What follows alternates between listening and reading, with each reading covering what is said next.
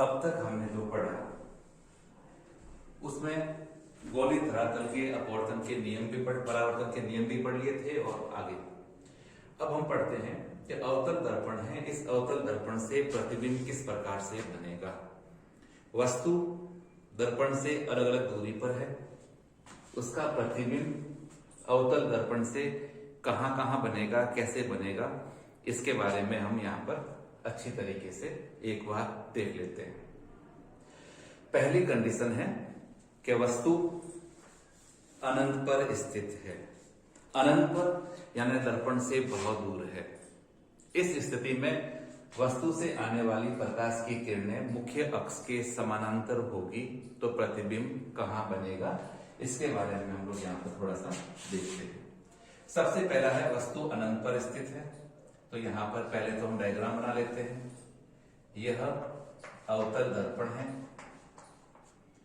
यह इसका मुख्य अक्ष, ये P, ये F, ये इसका C हो गया। वस्तु बहुत दूर रखी हुई है, अनंत पर स्थित है, तो इसका प्रतिबिंब कैसे बनेगा।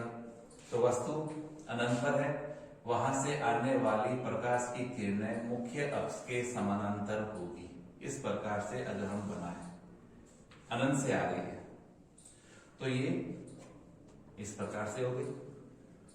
अब परावर्तन के पश्चात हम पढ़ चुके हैं, पहला नियम था कि मुख्य अक्ष के समानांतर आने वाली प्रकाश की किरणें अवतल दर्पण से परावर्तन के पश्चात फोकस से गुजरती है। इन्हें हम यहां से फोकस से गुजार देंगे इस प्रकार से। जिस स्थान के ऊपर दोनों किरणें मिलती हैं, कहां पर मिल रही है, F पर, तो प्रतिबिंब कहां बनेगा, F पर। दो किरणों के मिलने से बनने वाला प्रतिबिंब जिसको पर्दे पर प्राप्त किया जा सके उसे कहा जाता है वास्तविक प्रतिबिंब, और ऐसा प्रतिबिंब जिसे पर्दे पर प्राप्त नहीं किया जा सकता है उसे कहा जाएगा आभासी। क्योंकि यहाँ पर प्रकाश की किरणें मिलती है, प्रतिबिंब को पर्दे पर प्राप्त किया जा सकता है, अतः यह वास्तविक प्रतिबिंब है। तो प्रतिबिंब कैसा बनेगा, यहां पर लिख देते हैं हम लोग कि प्रतिबिंब कैसा है, यह प्रतिबिंब वास्तविक है, उल्टा होगा और सूक्ष्म, यानी हम कह सकते हैं कि यह बिंदुवत होता है। बिंदुवत यानी बिल्कुल छोटा सा बनेगा। कहां पर बन रहा है, फोकस पर। हम लिख देते हैं यहां पर मुख्य फोकस पर बनता है। हालांकि इसको हम फिर एक सारणी के द्वारा भी समझ लेंगे कि किस प्रकार से क्या प्रक्रिया होती है। तो वस्तु अनंत पर स्थित होगी, वस्तु का प्रतिबिंब अवतल दर्पण के फोकस पर बनेगा, वास्तविक होगा, उल्टा होगा और सूक्ष्म यानी बिंदुवत होगा। दूसरी कंडीशन, वस्तु थोड़ा सा दर्पण के नजदीक आ गई है, तो वस्तु कहां पर है, वक्रता केंद्र से परे, वक्रता केंद्र से परे स्थित है, यानी उससे थोड़ा सा दूर है, तो क्या स्थिति आती है। तो वही उसी प्रकार से पहले हम लोग डायग्राम बना लेते हैं। यह डायग्राम, यह है अवतल दर्पण, ये इसका मुख्य अक्ष, ये P है, ये F, ये C। अब हमें जो गोली धरातल के परावर्तन के नियम पढ़े थे, उस परावर्तन के नियम में किन्हीं दो किरणों का उपयोग करना है। प्रतिबिंब कैसा बनेगा, अगर वस्तु वक्रता केंद्र से दूर रखी गई है, यह वस्तु है। अब इसके आधार पर किस प्रकार से प्रतिबिंब बनेगा, तो पहली प्रकाश की किरण को हम ले आते हैं मुख्य अक्ष के समानांतर और इसको परावर्तन के पश्चात F से होकर गुजारना है इस प्रकार से। दूसरी प्रकाश की किरण हम लेके आएंगे इसके फोकस से, या फिर ले आते हैं इसके वक्रता केंद्र से।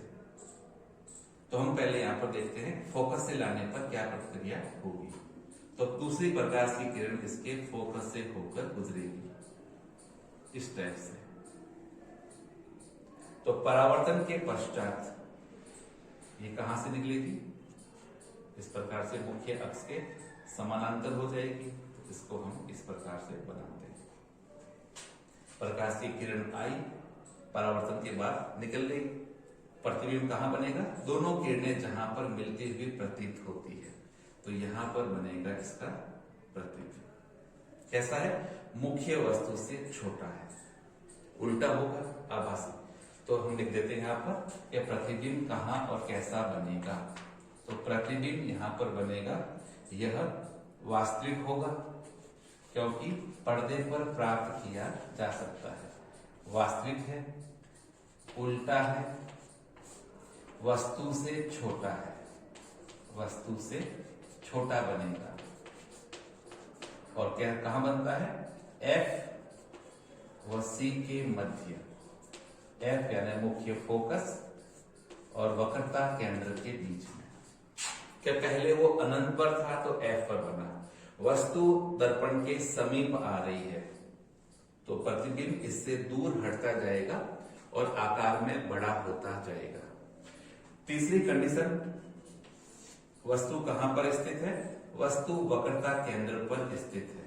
तो वस्तु, तीसरी कंडीशन, वस्तु वक्रता केंद्र पर है।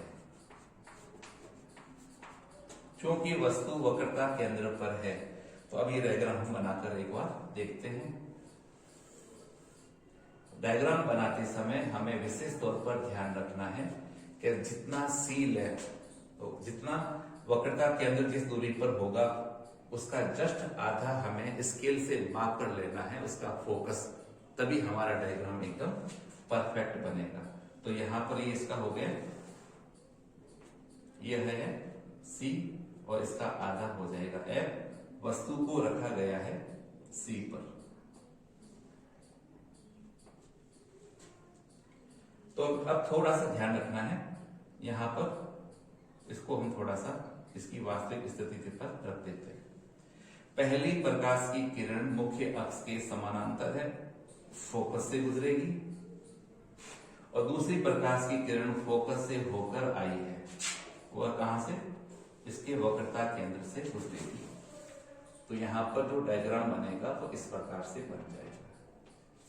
प्रतिबिंब F पर, प्रतिबिंब कहां बन रहा है, C पर बनेगा। तो यह वस्तु है और ये इसका प्रतिबिंब है। कहां से आई थी, मुख्य अक्ष के समानांतर आने के बाद में फोकस से गुजरी थी और फोकस से आने वाली प्रकाश की किरण F मुख्य अक्ष के समानांतर हो गई थी। दोनों किरणें जहां पर मिली वहां पर वस्तु का प्रतिबिंब कहां बन रहा है, C पर। तो इसको हम बनाकर देख लेते हैं कि प्रतिबिंब कहां बना। तो प्रतिबिंब वास्तविक है,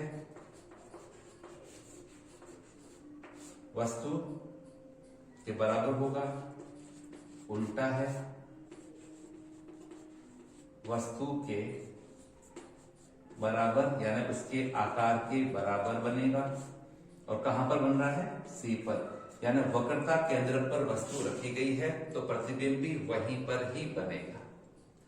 नेक्स्ट जो कंडीशन आती है उससे आगे देखते हैं। नेक्स्ट कंडीशन होगी चौथी, वस्तु C व F के मध्य रखी गई है,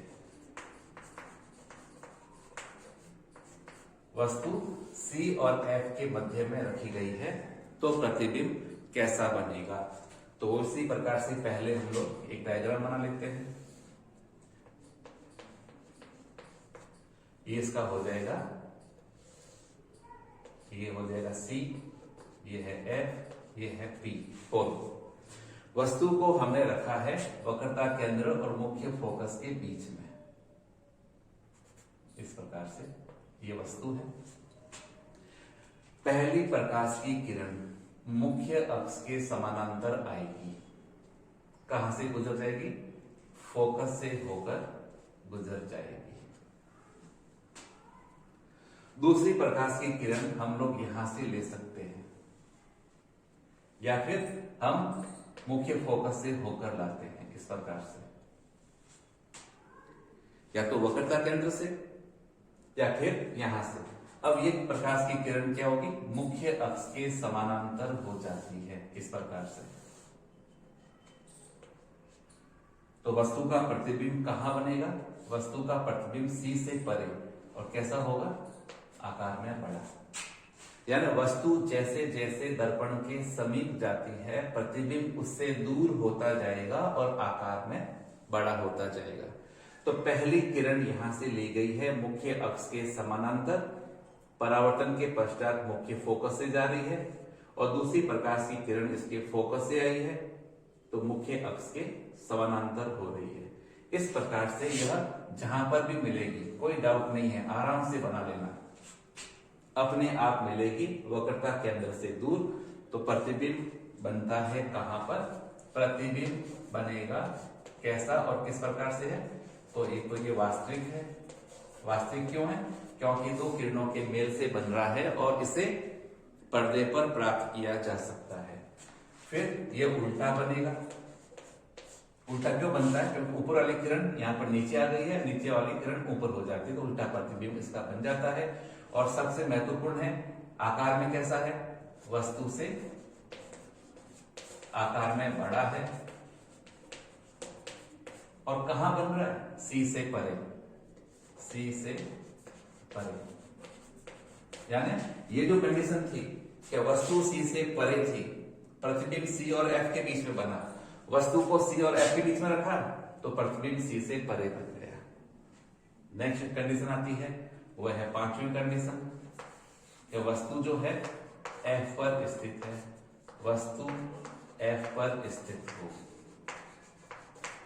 इस कंडीशन में बनने वाला प्रतिबिंब कैसा होगा, तो हम पहले डायग्राम बनाते हैं। इस प्रकार से ये डायग्राम बन गया। अभी इसका मुख्य अक्ष, यहां पर पोल, यह है F और यह है इसका डबल C।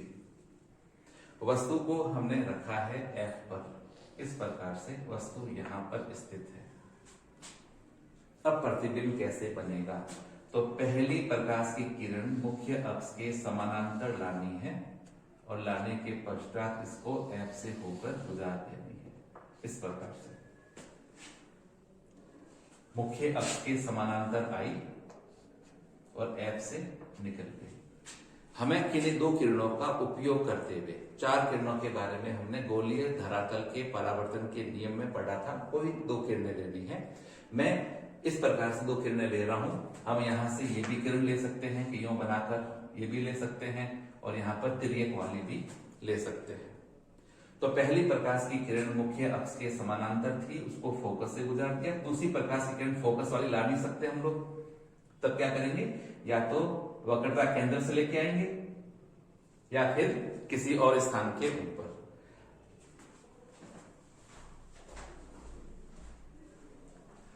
अब यहां से आगे बढ़ेंगे तो आगे हम और देख लेते हैं कि किस प्रकार से। अब दूसरी प्रकाश की किरण जो है वो इसके पोल पर हम लाते हैं इस प्रकार से तिर्यक, इस प्रकार से, और जिस डायरेक्शन में आई है, अब वो प्रकाश की किरण जो है वह पोल पर आने के पश्चात वापस यहां से जब परावर्तित होती है तो इस किरण के यह समानांतर हो जाएगी, और समानांतर होने से यह प्रकाश की किरण अनंत पर आकर मिलेगी, और अनंत पर आकर मिलने से वस्तु का जो प्रतिबिंब होगा वो बहुत बड़ा बनेगा। यानी प्रतिबिंब वास्तविक होगा, उल्टा होगा, वस्तु से बहुत बड़ा बनेगा और अनंत पर बनता है। अनंत पर रखी वस्तु का प्रतिबिंब फोकस पर बन रहा था, अब फोकस पर रखी वस्तु का प्रतिबिंब अनंत पर बन जाएगा। और अंतिम स्थिति है वस्तु F और P यानी ध्रुव के मध्य में यहां पर रखी गई है। पहली प्रकाश की किरण मुख्य अक्ष के समानांतर आ रही है और इसके फोकस से होकर गुजर रही है। दूसरी प्रकाश की किरण पोल पर आ रही है, तो जितने एंगल से आई है उसी एंगल से वापस, उसी कोण से वापस परावर्तित होगी। दोनों किरणें एक दूसरे से दूर जा रही है, तो अब ये दोनों किरणें आपस में मिलेगी नहीं। तो इन किरणों को पीछे की तरफ मिलाने पर यह किरणें दर्पण के पीछे यहां पर आकर मिलती हुई प्रतीत होती है, तो यहां पर हम बनाते हैं इसका प्रतिबिंब। यह प्रतिबिंब यहाँ पर सीधा बनता है। तो यहाँ पर बनने वाला प्रतिबिंब आभासी होगा। आभासी प्रतिबिंब चूंकि पर्दे पर प्राप्त नहीं हो रहा है, सीधा है, वस्तु के आकार से बड़ा है और दर्पण के पीछे है। हम अगर अवतल दर्पण को लेकर अपने चेहरे के पास में रखते हैं, थोड़ा आगे पीछे एडजस्ट करते हैं, तो हमें उसमें अपना चेहरा बहुत बड़ा बड़ा दिखाई देता है। उसका कारण है उस समय हमारा चेहरा उस अवतल दर्पण के फोकस और ध्रुव के बीच में आता है, तो इतना हमारा चेहरा जो होता है आकार में हमें इतना बड़ा दिखाई देता है। तो यह प्रक्रिया जो है, यह प्रक्रिया संपन्न होती है अवतल दर्पण के अंदर। अब इसके बाद में हम लोग आगे देखते हैं।